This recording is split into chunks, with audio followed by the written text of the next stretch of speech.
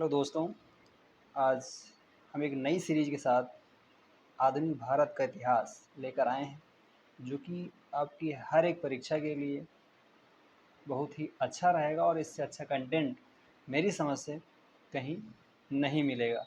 आप सर्च कर सकते हैं कई सारे यूट्यूब चैनल पर, आपको मिलता है तो ज़रूर कमेंट में बताएं। अन्यथा बहुत अच्छा कंटेंट आपके लिए हम लेकर आए हैं, इससे बाद कहीं पढ़ने की ज़रूरत नहीं है। आप अच्छा स्कोर करेंगे हर एक एग्ज़ाम में। तो आइए, अब जो हमारे चैनल पर नया है प्लीज़ सब्सक्राइब करें, लाइक करें, कमेंट करें। जो पुराने हैं वो बरकरार बनाए रखें और आपके लिए ऐसे ही दिन प्रतिदिन सीरीज लेकर आते रहेंगे और आपकी सफलता के लिए हम सब साथ देंगे और आपको सफल होने के लिए कोई नहीं रोक सकता। तो आइए हम बात करेंगे आधुनिक भारत का इतिहास। तो भारत में ब्रिटिश औपनिवेशवाद का आर्थिक प्रभाव आर्थिक प्रभाव क्या था? आर्थिक प्रभाव क्या था हम जानेंगे। उपनिवेशवाद क्या था हम जानेंगे। तो आधुनिक भारत का इतिहास हर एक एग्ज़ाम में ढेर सारे मार्क्स क्वेश्चंस आते हैं, जो कि यहाँ से हम कवर करेंगे। उपनिवेशवाद का मूल तत्व आर्थिक शोषण में निहित है। किसमें? आर्थिक शोषण में। भारत में ब्रिटिश शासन की नीति शुरू से लेकर अंत तक एक सी नहीं रही। क्या नहीं रहा? जो भारत में ब्रिटिश नीति थी, ब्रिटिश शासन करने की नीति थी, वो एक टाइप की नहीं रही, एक तरीके की नहीं रही। शुरू से लेकर अंत तक कई सारे तरीके अपनाए गए।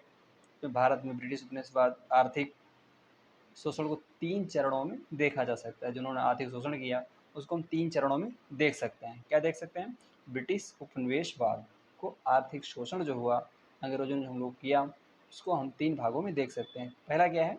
वाणिज्यिक चरण, 1757 से लेकर के 1813 तक का।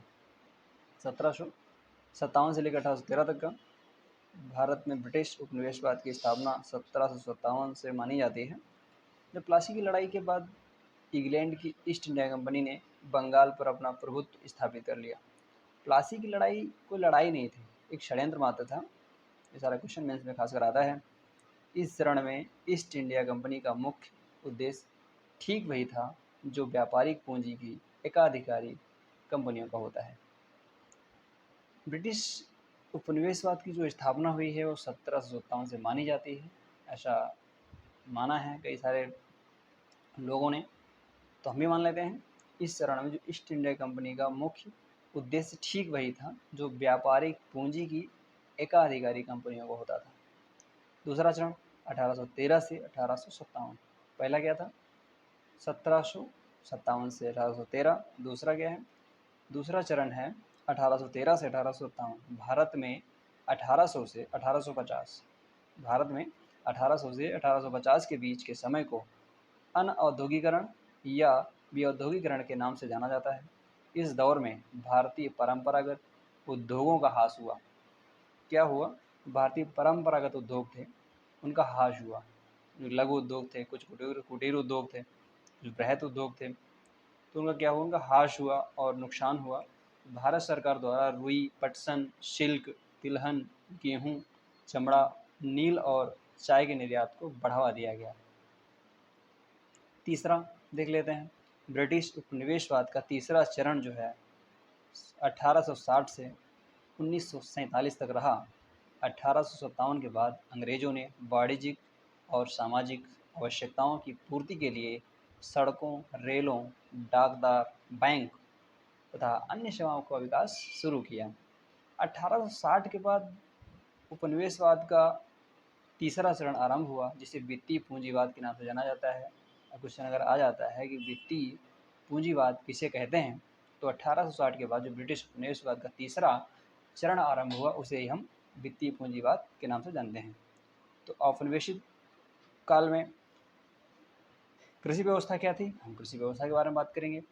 औपनिवेशिक काल में पूर्व भारतीय अर्थव्यवस्था कृषि आधारित अर्थव्यवस्था थी। जो औपनिवेशिक काल था उसमें भारतीय अर्थव्यवस्था कृषि आधारित अर्थव्यवस्था थी, लेकिन अंग्रेजों ने यहाँ के परंपरागत कृषि ढांचे को नष्ट कर दिया और अपने लाभ के लिए भू राजस्व निर्धारण और संग्रहण के लिए नए तरीके से लागू किया। नील, चाय वगैरह उगाना आरंभ कराया। रैयतवाड़ी जो व्यवस्था थी, आप लोग सुने होंगे, इसके जन्मदाता थे उसके थॉमस मुनरो थे, मुनरो रीड। अंग्रेजों द्वारा भारत में भू राजस्व वसूली हेतु लाई गई एक व्यवस्था थी। कुछ जन्मदाता थे जिन्होंने जन्म दिया इसे, उस थॉमस मुनरो रीड को माना जाता है।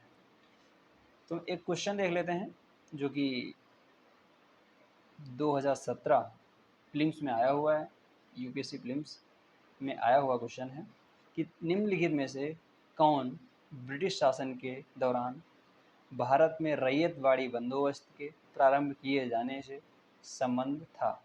लॉर्ड कॉर्नवालिस का संबंध था, अलेक्जेंडर रीड का था, या थॉमस मुनरो का था। तो हम देखते हैं, इसका सही ऑप्शन होगा 2 और 3। लॉर्ड कॉर्नवालिस को कोई मतलब नहीं था, 1893 के लगभग में थे, ये बाद में आया है। ठीक है, तो आइए हम बात करते हैं। हम क्या बात कर रहे थे? संग्रहण लागू कृषि व्यवस्था की बात कर रहे थे, बंदोबस्त की बात करी। अब बात करें दक्षिण और दक्षिण पश्चिम भारत में ब्रिटिश प्रशासन के अंतर्गत जमीन संबंधी जो बंदोबस्त लागू की गई उसे रैयतवाड़ी बंदोबस्त कहते हैं। इसे नोट डाउन कर लेना है और ये बहुत ही अच्छा पॉइंट है। इसके अंतर्गत किसान को अपने खेत का स्वामी माना गया, अर्थात ये व्यवस्था प्रत्यक्ष रूप से कृषकों के साथ की गई। 1820, जब 1820 आता है तक रैयतवाड़ी प्रथा को मद्रास, बम्बई और कुछ हिस्सों बरार तथा वर्मा को आज हम म्यांमार के नाम से जानते हैं, जैसे आसाम तथा कुर्ग के कुछ हिस्सों में लागू किया गया। इसके अंतर्गत कुछ ब्रिटिश भूमि के 51% हिस्से को शामिल किया गया। इसमें कर का निर्धारण भूमि के संरक्षण पर भी आधारित था। अब बात करेंगे महालवाड़ी। महालवाड़ी व्यवस्था क्या थी? तो महालवाड़ी जो व्यवस्था थी, जो महालवाड़ी बंदोबस्त भी कहा जाता था। ये मध्य भारत, पंजाब कुछ के कुछ हिस्सों में, उत्तर पश्चिम प्रांतों कुछ हिस्सों में संशोधित रूप से लागू किया गया। ब्रिटिश भारत के लिए 30% से हिस्से लागू किया गया था, 30% हिस्से पर लागू किया गया था ब्रिटिश भारत के। भू राजस्व का जो निर्धारण था महाल या समूचे ग्राम के उत्पादन के आधार पर किया जाता था। 1833 में इस व्यवस्था में कुछ परिवर्तन किए गए। अब गाँव के महालों में मिलाकर महाल की लागान निश्चित की गई और उसे विभिन्न गाँवों में बांट दिया गया, विभिन्न गाँवों पर बांट दिया गया। इस व्यवस्था के अंतर्गत राजस्व वसूली का कार्य ग्राम प्रधानों या जमींदारों पर छोड़ दिया गया। कृषि वाणिज्यीकरण क्या है, इसके बारे में हम कुछ चर्चा करेंगे कि कृषि वाणिज्यीकरण क्या है। तो 19वीं शताब्दी के उत्तरार्ध में भारतीय कृषि के क्षेत्र में ब्रिटिश शासन के अंतर्गत एक नई प्रवृत्ति उद्भव हुआ जिससे वाणिज्यीकरण का नाम दिया गया। चूँकि 1813 के इस बाद मुक्त व्यापार की नीति अपनाई गई थी और चूँकि ब्रिटेन में औद्योगिकरण पर पूरे जोर पर था, अतः उसे सस्ते कच्चे माल की आवश्यकता पड़ी, जिससे वह भारत कच्चे माल का उत्पादन करने वाला देश बन गया। ब्रिटेन को आवश्यकता पड़ी भारत से पूर्ति करने के लिए, भारत से कहा गया और भारत को उत्पादनकर्ता बना दिया, उत्पादन करने वाला देश बन गया। इस काल में उत्पादन के स्वरूप और प्रकृति में मूलभूत परिवर्तन हुए, फलतः एक ऐसे तत्व का आविर्भाव हुआ जिसे कृषि के वाणिज्यीकरण का संज्ञा दी जा सकती है। 18वीं सदी के मध्य इंग्लिश ईस्ट इंडिया कंपनी से के द्वारा, इसे 1600 में स्थापना हुई थी, ईस्ट इंडिया कंपनी के द्वारा बंगाल से नियमित निर्यातित प्रमुख पण्य पदार्थों, स्पिटल कमोडिटीज़ में कपास, रेशम, सोरा, नील और अफीम शामिल है। ये जो कुछ पण्य पदार्थों लिखा है इसमें स्पिटल कमोडिटीज़ लिखा है। इंग्लिश एग्ज़ाम के लिए उतनी ही ज़रूरी है जितनी दाल के लिए नमक ज़रूरी है, तो इंग्लिश को नकारे नहीं, ध्यान दें और इंग्लिश से बहुत सारे क्वेश्चन हम हल कर लेते हैं। हिंदी कभी कभार पर्रेबाजी सब डाल देते हैं तो टिपिकल हो जाता है और हम क्वेश्चन छोड़ के चले जाते हैं, जिससे कि बच्चे इंग्लिश पर भी थोड़ा फोकस रखें ताकि जो समस्याएं हैं वो समस्याएं ना रहें। रैयतवाड़ी बंदोबस्त एक जो क्वेश्चन आया हुआ है 2012 फिल्म्स में, तो ध्यान से देखें और इसका आंसर हम आपको बताएंगे और आप भी ध्यान दें कि रैयतवाड़ी बंदोबस्त के संदर्भ में निम्नलिखित पदार्थों कथनों पर विचार कीजिए। रैयतवाड़ी बंदोबस्त के संदर्भ में निम्नलिखित कथनों पर विचार कीजिए। इन किसानों द्वारा लगान सीधे सरकार को दिया जाता था। बिल्कुल सही है, इसमें कोई बुराई नहीं है कि किसानों द्वारा लगान जो सीधे सरकार को दिया जाता था रैयतवाड़ी में, और सरकार रैयत को पट्टे देती थी, हाँ देती थी। कर लगाना क्या हुआ कि कर लगाने के पूर्व भूमि का सर्वेक्षण और मूल्य निर्धारण किया जाता था। तीनों कथन इसमें सही है, तो इसका उत्तर जो है सी है। 1, 2 और 3 तीनों उत्तर सही हैं। अगला क्वेश्चन देख लेते हैं कि 1793 में लॉर्ड कॉर्नवालिस की भू व्यवस्था प्रणाली लागू होने के बाद कानूनी विवादों की प्रवृत्ति में बढ़ोतरी देखी गई थी। निम्नलिखित प्रावधानों में से किस एक को सामान्यतः इसके कारक के रूप में जोड़कर देखा जाता है? रैयत की तुलना में जमींदारी की स्थिति अधिक सशक्त बनाना, ईस्ट इंडिया कंपनी को जमींदारों को अधिपति बनना, और न्यायिक पद्धति के अधिकार कार्यकुशल बनाना, यानी उपयुक्त ABCD। सो कोई भी सही नहीं है। इसका जो आंसर है जो हम देखते हैं, इसको हम देख लेंगे, इसका उत्तर ये है, मतलब तीनों नहीं सही हैं। अब धन का निकासन की बात करेंगे। धन निकासन कहाँ से क्या हुआ और कैसे होता रहा। भारत की बढ़ती जो धन का निकासन है, हम यहाँ पे इसको नोट डाउन करने की कोशिश करेंगे कि कैसे धन निकासन हुआ। भारत की बढ़ती हुई निर्धनता की कीमत पर अपने को संपन्न बनाने के लिए ब्रिटेन द्वारा, किसके द्वारा बात आती है, किसके द्वारा? ब्रिटेन के द्वारा भारत के कच्चे माल, ब्रिटेन के द्वारा कच्चे माल, संसाधनों और धन को लूटा गया। किसका लूटा गया? संसाधन लूटे गए और धन लूटा गया। धन लूटा गया। इससे दादा भाई नौरोजी, ये आंसर आता है कैसे? कोई कहीं कुछ क्वेश्चन लिखने को हम लोग आता है तो हम लोग कंफ्यूज करके चले आते हैं। दादा भाई नौरोजी और रनाडे जैसे राष्ट्रवादियों ने धन की लूट या धन का बहिर्गमन की संज्ञा दी। सन 1867 में दादा भाई नौरोजी ने संपत्ति के दोहन की प्रवृत्ति एवं परिणामों का क्रमबद्ध अध्ययन किया। उनका शोध पत्र poverty and un British rule of India, यानी इनकी बुक थी। किसकी बुक थी? दादा भाई नौरोजी की बुक थी। ये कौन सी बुक है? इसका नाम क्या है? इसका नाम हम जानेंगे कि ये बुक है, किसकी बुक है? दादा भाई नौरोजी की बुक है, poverty and un British rule in India, इसी वर्ष से प्रकाशित हुआ। इसी प्रकार डिग्बी की कृति समृद्धशाली ब्रिटिश भारत तथा RC दत्ता की किताब, जो पुस्तक थी भारत का आर्थिक इतिहास, इनकी किताब थी भारत का आर्थिक। तो ध्यान देना है, बुक्स जरूर ध्यान रखनी है, कई जो मैचिंग में क्वेश्चन भेज देता है। इतिहास में संपत्ति के दोहन से संबंधित सिद्धांत तथा तथ्य उभर कर आए। जी सुब्रमण्यम अय्यर ने अपने लेखों से आर्थिक नीतियों की आलोचना के साथ साथ ब्रिटिश साम्राज्यवाद का विरोध किया। कंपनी है, कंपनी के व्यापारिक लाभ के अतिरिक्त ब्रिटिश अधिकारियों तथा कर्मचारियों ने सन 1758 ईस्वी में सन 1765 के बीच लगभग 60 लाख पाउंड अपने देश भेजा। 1765 में बंगाल के नवाब की कुल भू राजस्व वसूली के चौगुने से भी अधिक रकम जो थी, चौगुने से भी अधिक थी। एक क्वेश्चन 2018 में आया हुआ क्वेश्चन है और इसको हम ध्यान से देखेंगे कि आर्थिक तौर पर 19वीं शताब्दी में भारत पर अंग्रेज़ों शासन का एक परिमाण था। क्या था? एक परिणाम था। भारत हस्तशिल्पों के लिए निर्यात में वृद्धि नहीं, भारतीयों के स्वामित्व वाले कारखानों की संख्या में वृद्धि, भारतीय कृषि का वाणिज्यीकरण, ये नगरीकरण, जनसंख्या वृद्धि। बिल्कुल सी ऑप्शन का सही है। निम्नलिखित पर विचार कीजिए। नंबर 5 2012 प्लिम्स का मृदा के स्वरूप तथा उपज के गुणों के आधार पर भूमि राजस्व का मूल्यांकन, युद्ध में चलती फिरती तोपों का उपयोग, तंबाकू और लाल मिर्च की खेती। उपयुक्त में से अंग्रेजों की भारत को देन थी। तंबाकू और लाल मिर्च तो डचों द्वारा आया और युद्ध में चलती फिरती तोपों का उपयोग खासकर बहुत पहले हुआ, बाबर वगैरह के उपयोग में। और मृदा के स्वरूप तथा उपज के गुणों के आधार पर भूमि राजस्व का मूल्यांकन ऑप्शन डी राइट है।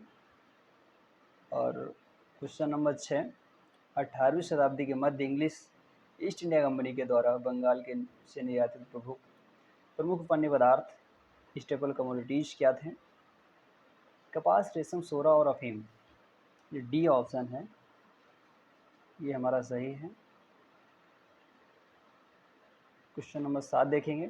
निम्नलिखित कथनों पर विचार कीजिए। दादा भाई नौरोजी की भारतीय राष्ट्रीय आंदोलन की सर्वाधिक प्रभावी देन थी कि उन्होंने इस बात को अभिव्यक्त किया कि ब्रिटेन भारत का आर्थिक शोषण कर रहा है। उन्होंने प्राचीन भारतीय ग्रंथों की व्याख्या की और भारतीयों में आत्मविश्वास जगाया। ऐसा कुछ नहीं किया, उन्होंने सभी सामाजिक बुराइयों के निराकरण की आवश्यकता का सर्वोपरि जोर दिया। नहीं, 2 और 3 गलत हैं। कथन 1 सही है। यहाँ के भारत का आर्थिक शोषण हो रहा था, उन्होंने बताया। हस्तशिल्प उद्योग का ह्रास, हस्तशिल्प उद्योग का ह्रास हुआ, नुकसान पहुंचाया। औपनिवेशिक काल में भारतीय हस्तशिल्प उद्योग का आकस्मिक सर्वग्राही विध्वंस हुआ। इसके अनेक कारण थे, हम कारण जानेंगे। इस पतन का मुख्य कारण था इंग्लैंड से आयात की जाने वाली मशीनों द्वारा बनाई गई सस्ती वस्तुओं के साथ भारतीय वस्तुओं की प्रतिस्पर्धा। भारतीय हाथ से बुनते थे और एक ब्रिटेन मशीन से नुकसान हुआ भारतीयों को। और 18वीं शताब्दी के अंत में अधिकांश भारतीय शासकों के पतन के परिणाम स्वरूप स्थानीय बाजारों से बहुमूल्य वस्तुओं की मांग समाप्त हो गई। नए उद्योगों का विकास हुआ, इसमें लघु, कुटीर और बृहत उद्योग बनाए गए। 19वीं शताब्दी के छठे दशक में भारत में सूती कपड़ा, पटसन तथा कोयला खान जैसे उद्योगों की स्थापना द्वारा भारत में मशीन युग का सूत्रपात हुआ। कवाशजी नानाभाई ने 1853 ईस्वी में पहली कपड़ा मिल बम्बई में स्थापित की। पहली कपड़ा मिल, ये ध्यान देना है। 1855 में पहली पटसन मिल बंगाल में, तो पटसन मिल कहाँ? बंगाल, रिशरा है, उसमें बनाया गया। 20वीं सदी के चौथे दशक में सीमेंट, कागज, दिया सलाई, चीनी और सीसा उद्योग विकसित हुए। विदेशी पूंजी ने अनेक उद्योगों में भारतीय पूंजी को दबा दिया कि वह सूती कपड़ा उद्योग में आरंभ में भारतीयों का बहुत बड़ा हिस्सा था। चौथे दशक में, 20वीं शताब्दी के चौथे दशक में चीनी उद्योग का विकास हुआ, भारतीयों ने किया है। यहाँ पे नोट डाउन कर लेना है कि चीनी उद्योग का विकास भारतीयों ने किया 20वीं शताब्दी में। ब्रिटिश शासन का आर्थिक प्रभाव। अंग्रेजों द्वारा भारत में रेल निर्माण का प्रधान उद्देश्य भारत के कच्चे माल को देश के अंदर के हिस्सों से बंदरगाह तक ले जाना था, ताकि उनका सुगम दोहन निर्यात निर्धारित किया जा सके। 19वीं शताब्दी के अंत तक रेल निर्माण पर 22 करोड़ 60 लाख रुपए खर्च किया। कब तक किया? 19वीं शताब्दी के अंत तक 22 करोड़ 60 लाख रुपए खर्च किया 19वीं शताब्दी के अंत तक।